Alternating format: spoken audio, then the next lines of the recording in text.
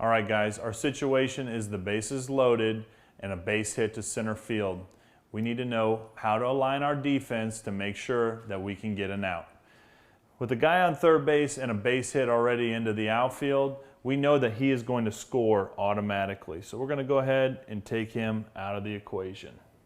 So now we're left with runners on first and second, and the ball is in the hands of the center fielder.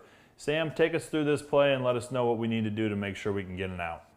Well, what we're trying to do here in this particular play, when that ball is hit hard enough to the center fielder, we're going to try to make a throw to home and see if we can't get him at the plate and keep him from scoring.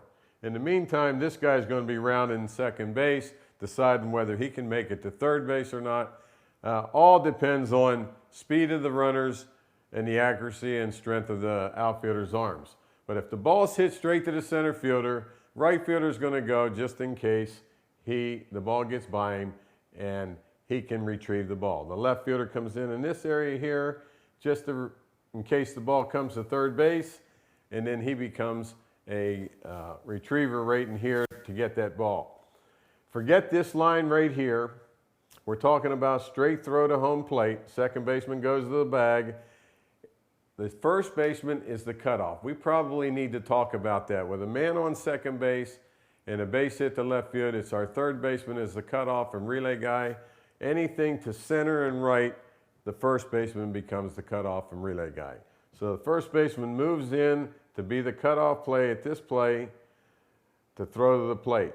And Mike had a good point about this guy here getting too close to the mound and working that area.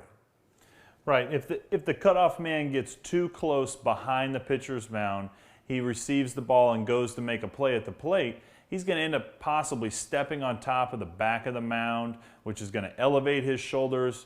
And you see it in youth baseball all the time. They end up throwing the ball into the back of the backstop. So we want to make sure we give ourselves enough room to where we can clear ourselves of having any chance of stepping on the back of the pitcher's mound. Very good. So here comes the throw. First baseman decides whether it's on the money or it isn't on the money, or whether it needs relayed to the plate in order to get this guy. If he reads that that play is not going to happen at home plate, he will cut that ball and try to prevent this runner here from making it to third base. All right, so he might even decoy this guy to keep that from happening. What happens in this particular play is that this ball could be hit softly to center field. Now it's an automatic score by the runner at second, and now we're going to worry about the man at first going to third. So what happens is the shortstop kind of stays in a floating area on this play and lines up just in case the center fielder decides that there's no play at home, and he now is going to make a play to third base to keep this runner from advancing. So that's why you'll see two throws here. This is the main one that we're trying to take care of, going to home plate. The extra one is if this ball's not hit hard enough or just off to the side, well, we know we can't get the man at the plate and we have to go to third base. So these guys know this in the field. They make a decision.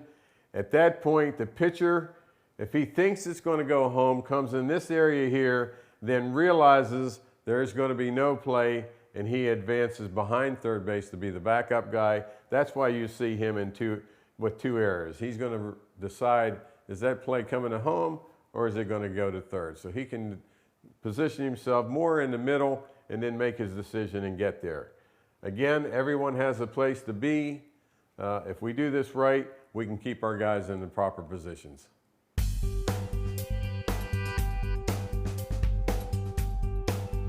The pitcher takes angle between third base and home plate based on how the play evolves, makes an educated decision as early as possible to back up either third base or home plate.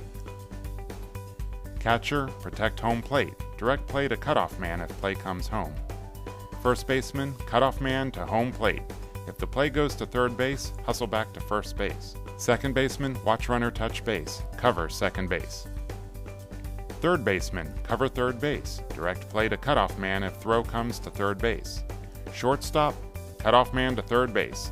Line up halfway between bases on a direct line to the outfielder throwing the ball. Left field, back up third base area. Center field, retrieve the ball. Right field, back up center field. Note: voice commands.